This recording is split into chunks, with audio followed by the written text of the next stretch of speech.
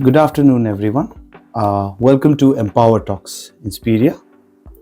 I'm Sonam Bhutia from BBA Department, BBA Entrepreneurship, and welcome to Inspiria Talks. So, where we explore inspiring journeys of entrepreneurs, of industry experts, and other empowering individuals. So, talking about empowering individuals, today we have a true pioneer in India's bartending scene, Mr. Yangdup Lama. He is an acclaimed bar owner, entrepreneur, author, and an ambassador for modern cocktail culture. So, welcome to Empower Talks, sir. Thank you for having me. Thank you, sir. So, Mr. Yangdup, sir, what inspired you to enter the world of bartending, and how that passion has evolved into entrepreneurship over the years? I think in the beginning it started off more not with a plan, but I think purely out of sheer accident. So I wanted to be a hotelier, and when I joined a hotel, I was sent to the bar. So I would rather call it an accidental bartender rather than a bartender by purpose or by choice. So that's how it all started. But it was a good accident to be in, because as I proceeded, as I went on learning about cocktails, learning about the whole process of bartending, is when I felt that I was enjoying it. And because I was enjoying it, I think I was learning a lot. And I also kind of started to discover myself in the process. And that's where I think new things kept happening, new discoveries kept on happening, recognition was always happening. So all of these things came together simply because I was enjoying the space. That is really great, sir. So, sir, previously also we had a interaction with the students based on similar topics and similar subject matter. So, sir, what was your key takeaway from that session about meeting our students and interacting with them? I think the key takeaway for me interacting with almost like 100 students was purely that, what I see in young minds today is, yes, sir, I think they are more enthusiastic than we were. I think when 30 years ago, as a young student who was just finishing a hotel school, I didn't have a clear plan in my head. I think the younger generation, or the present, or so-called the Gen Z or the Gen X, has a clear-cut plan in their head. So that's the difference. And I think that's a great thing to see and learn from them as well. Rightly said, sir. So, moving on, sir, you have elevated India's cocktail culture while remaining true to the classic traditions. How do you balance honoring timeless cocktail recipes with introducing new ideas to your menus at your venture sidecar? No, it's very simple. In everything, for every career and every profession, there's something called foundation. For us, the tradition or the foundation of cocktails have always been the classics. And therefore, what does the classics teach you? The classics teach you the basics of cocktail making. And therefore, I think you need to keep that intact. If your foundation is good, then you can design your building in whichever way you want to design it, right? So the same thing with us as well. So, when you keep your foundation intact, innovations does not have a benchmark. You can innovate as much as you wish to. So it becomes like an open blue sky. So you can be as wondrous as you want to be. So therefore, I think that gives you a great platform. Rightly said, sir. I mean, most of our listeners, our viewers might also be inspired by what you said and what you have done, sir. Thank you. Now, sir, talking about your venture sidecar, sir, building an internationally acclaimed bar is not a small feat. What lessons from sidecar's journey would you share with our aspiring hospitality and entrepreneurs? It's very simple. I think I mentioned this earlier on in my interaction with the students as well. One of the things that you need to keep in mind every time you do something is, for example, in our business, when we build bars, who do we build the bars for? We don't build bars to get awards or get recognized. We build bars for our customers. And the greatest reward is not having big trophies in your bar. I think the greatest reward is when every customer walks into my bar, goes back a happy person and keeps coming back. I think that is the biggest reward. And I think that has been the biggest success for all the bars, not just Sidecar, because when I go back to my bar and I see a lot of repeat customers and they have great stories to share with us, I think that is the biggest success. Rightly said, so. So, like, setbacks and failures are part of the process. And Totally. I mean, success is a very relative subject. No, see, I think both success and failure Yes, sir. is a must. So for you to succeed, failure plays a very, very important role. So when somebody asks me what is the formula to succeed, the answer is very simple. If you know how to handle failure, you end up succeeding. True, sir. Completely true, sir. Talking about failures and success, how do you approach these, and what advice do you have for others starting out in the drinks and beverage industry? I mean, the success and failures, I mean, the setbacks and all those things. See, like I said earlier on, I think setbacks are important. So, We all want to succeed, but then a lot of us never take failure into consideration or setbacks into consideration. I think as much as we want to achieve success, we also have to understand that you need to take failures in the stride, while you move ahead with whatever you want to achieve in life. So therefore, setbacks and failure play a very, very important role. Having said that, the important thing is now how does that play an important role? Because setbacks are bound to happen. Because if setbacks don't happen, you will never succeed. The reason why you will never succeed is because every time setbacks happen, you learn and you come back stronger. And that is how you go from level 1 to level 2, right?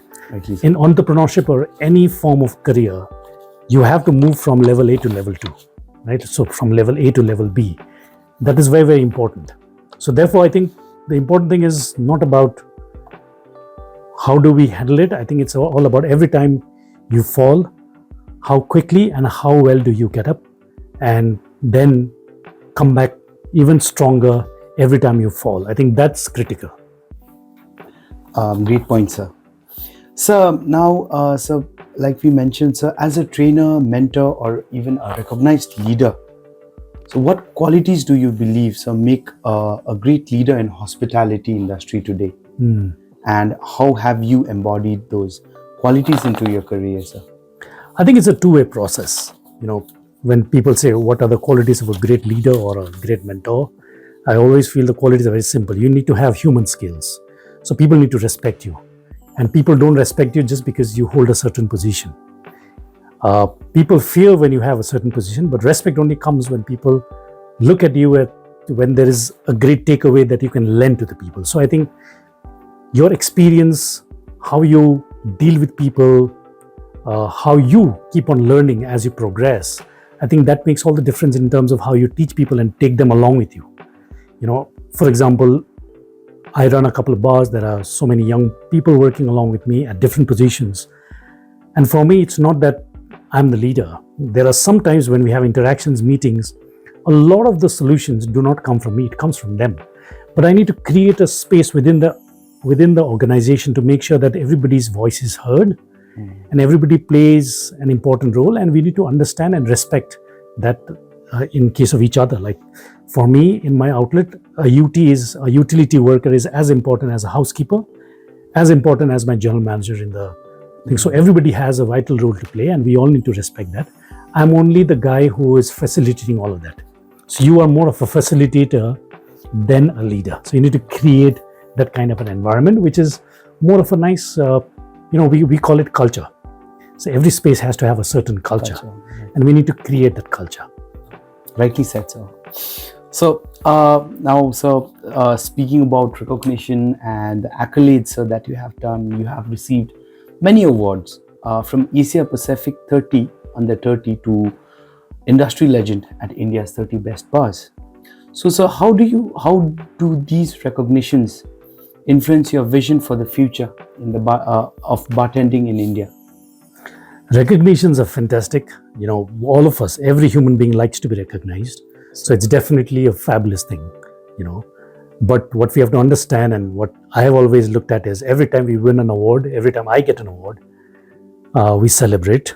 But every time we cut a cake, we celebrate. I always tell to myself as well as my team, with every recognition, there's a bigger responsibility as well. So, Totally, sir. so you need to understand that every time you get recognized or get rewarded, it also comes with a very big responsibility, and we need to up our game. And therefore, like I said earlier on, you need to keep on innovating, you need to keep on upping your game and then move on to the next level. And that is only possible when you're open to learning. Right, great point, sir. So we were talking about backstage. We were talking about recognition that you got. It was the keeper of the Quake or Quake, Quick. sir, from Scotland. So, would you like to elaborate for our listeners? I mean, it was a very interesting story. So, No, it's a nice recognition. It also came to me as a surprise because I'm not a Scotch person. As in, usually this kind of recognitions are not given to bartenders. It's given to people who are within the Scotch industry. And there are, I think, about 3,500 people across the globe who were inducted into the Keeper of the Quake. So when it came to me 2 years ago, it was something that, of course, I took it in a very, very positive manner. I was extremely happy and felt really accomplished. But it was a fantastic experience because it was in this little castle called the Blair Castle in Perthshire, which is almost about 4 hours drive from Edinburgh. And what I learned from that experience is not just about Scotch whiskey, but I learned about how important it is to hold tradition right as something that is right, at the top. Because the Scottish tradition is something that I got to see very closely throughout the ceremony, right? And a lot of times, I think, especially for people who come from this part of the world, we tend to forget our roots and we don't take a lot of pride in our culture. That is what I learned through this whole ceremony, apart from, of course, drinking some fantastic Scotch whiskies that was lined up for the evening. I think the bigger learning was that you got to keep your culture right on top and respect it and take a lot of pride in it. And that is what I experienced right from the way the haggis was brought into the room, like it was a ceremonial entry of the haggis, the way Scotch was treated and respected, not just as a spirit, but also as something which has got to do so much with the traditions of Scotland. And then at the end of the day, the song that we sang all together with one of our feet on top of the table, another one on the chair, was this song called All Land Syne, and which I sang as a young student in a boarding school here in Kurseong. And that song that we sang was a Bengali Rabindra Sangeet called Purano She Diner Kotha. And it was taken by Rabindranath Tagore as the song Purano She Diner Kotha is actually an inspiration that he took from the All Land Syne, which is an old Scottish, it's more like a Scottish hymn. So that is the song that we sang, and I was glorious. Oh, right, sir. Great insights, sir. So speaking about traditions and cultures, sir, you being the son of the soil, the North Bengal region, so is there any plans or ideas that you have for the region in the drinks and beverage sector or any other sector that you'd like to explore in the future? Of course, there are a lot of plans. It's always nice to come back and do something here in our land. But having said that, the field that I'm into, which is alcoholic beverages, there are a lot of constraints. Yes, sir. But while that is from a business angle, I think culturally, I feel that there are a lot better things that we can do as entrepreneurs, as people from the industry. For example, taking the good word of Chang and Ruxi and Tongba to the world and telling them the narratives. Yes, sir. I think that's something that I love doing all the time. So I in my own bar also, we talk a lot about Tongba and Chang, and we have actually used the whole process of fermentation and converted drinks which is inspired by local culture, Right, sir. local favorites. Last year in my menu, year before last year in my menu, there was a drink called Titepati. For a lot of people, they don't know what it is, but for us, it is something that we have always been using it for different reasons throughout our childhood years. And then when I became a bartender, it was something that kind of stuck my head and said, there is this plant which is bitter, but also has a great fragrance. and therefore it can make or replace a good Campari and make a Negroni by itself. And therefore, the cocktail itself was named Titapati, and it was a different version of a Negroni, which is one of the most popular cocktails in the world today. So, wow, that is blending culture with Totally. And it's your story. Yes, sir. Yeah. Exactly, sir.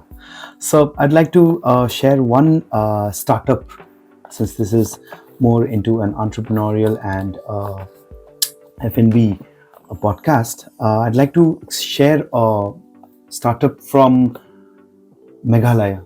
So there is a district called Garo Hills and the town Tura, where a young guy who, because they also have a type of rice beer that they brew, a traditional tribal drink. So what he did was he packaged it and started selling it. So now that particular beverage or that particular alcoholic drink named United 7 has been churning out a revenue of around 50 to 80 crores per year. Wow. So that is the annual revenue, and they're a very small company starting in a small town in Tura, and their unit also is not that grand. I mean, it is a tribal establishment. So any suggestions that similar beverages, similar startups can emerge in our region? Totally. I think the world has changed to a large extent in the sense that now you can, like I said, you can actually think and explore the world in a different way from how we used to think. So it's like an open blue sky. The important factor, or the differentiating factor for all of this is how much do you believe in what you intend to do. I create a product, and a lot of times you only look at it as a business. But if you create a product, and if you yourself very, deeply or from the core of your heart feel that you've created a great product and you've been very honest to it, I think it's bound to succeed. So it's almost always about how much do you believe in it, how much do you trust in it, and how much you love it. That definitely will have a resonating factor with all the consumers, and it's bound to succeed. You'll also find ways to, even when there are setbacks, you'll also find solutions to it only because you believe in it and you are passionately into it. And therefore, when you're passionate, you will always find solutions to all your queries and setbacks and questions. Rightly said, sir. Thank you so much, sir. Now, sir, moving on, sir. Despite all your success and all your achievements, all your accolades, you still describe yourself primarily as a bartender, like you described yourself in the session. So what keeps you, connected to the craft, and what keeps you so humble? Because most of the people in your position might feel a certain type of way when you achieved so much. And also, what is next on your journey, sir? So coming back to your first question, I think why do I call myself a bartender? Because over the years, I've also realized whatever I do, whether I run a bar, whether I talk business, whether I look at the P&L statement at the end of the month, what really makes me happy is every time I go behind the bar. So when I go behind the bar, irrespective of whether I make a good drink or bad drink, I'm the happiest person behind the bar. And therefore, I feel that even if I run business, I'm still a bartender at heart. So therefore, I think that's a happy space for me. And the second question, what was your second question? So what's next on your journey? Okay. So like I said earlier on, even when I was talking to the students, I'm a kind of guy who never has a plan in place. I just go with the flow. But I'd like to do it honestly. So I like to be honest to what I have at the moment. And I want to make sure that every day that I spend is a constructive day. And there has to be some kind of a takeaway. So my today should be better than yesterday, and my tomorrow should be better than my today. Right? That's always the focus. And I'm sure with that in mind, things would kind of just happen by itself. The only thing is I need to be honest to what I'm doing. Truly inspiring, sir. Sir, one last question, sir. One final question from our side. So, to the viewers, what would you like to say, or what will your message be to the young and aspiring students from hospitality, entrepreneurs, or anyone here at Inspiria Knowledge Campus? What will be your message to them, sir? There was a very interesting signage that we had when I used to work in my hotel, my first job. The moment we would enter from a time office, there was a little poster that always said, before you say I can't, say I'll try and give it your best shot. I think that is what I would like to say to everyone, that, and this is something that I share with my team all the time. When people say, oh, this is not possible, I would say, we haven't even tried it. So how can we say that it's not possible? Let's just try it first. Let's just do it and honestly do it. Give it a best shot. And then if it does not happen, great. There's still a takeaway, right? Because, so therefore I think before you say you can't, say I'll try and give it a best shot. Truly inspiring, sir. And I hope our students, our viewers will follow that. Hopefully. Thank you. Rightly, sir. So, sir, Yangdup, sir, thank you for sharing your insights, stories, and wisdom. So, your dedication to the craft and education continues to inspire new generations throughout. For everyone listening, remember, like Sir said, it is the passion for your art that shapes the legacy you leave behind. So with this, I'd like to thank Yangdup sir for joining us. Thank you very much. Thanks a lot. Thank you. It was lovely being here. So with this, we come to an end to our session.